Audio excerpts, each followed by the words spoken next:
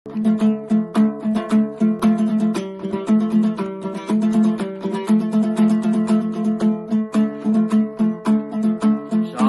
десе біздерге барматыным, алдыңда келтірейін ән татымын. Ассалаумағалейкум баршаңызға, ал ендеше тоқталмай сарна тілім. Ақын болып қосылған соң аламанға жөн болар шаршы топты шаңдатуым.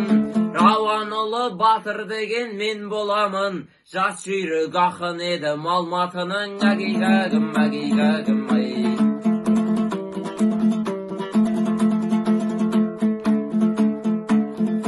Өлеңге келіп тұрса шабыт маған, менде бір әуен емес талып қалан.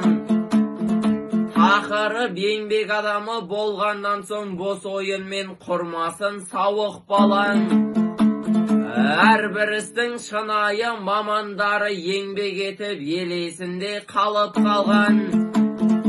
Әмбебап қой еңбектің адамдары, зәулім үйді де салып қалған. Кенші мұнайшы шахтер және басқасы бар, қазба байлық барлығын тауып талған. Тас қалаушы шопан малшы еңбек еткен ешқашан қиыншылық танытпаған.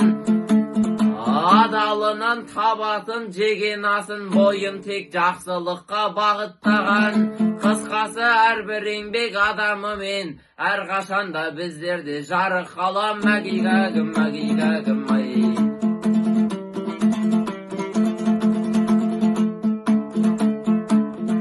Жақсы емес пе ақының селдет сөйлең, ақын боп елдеп келем, жердеп келем.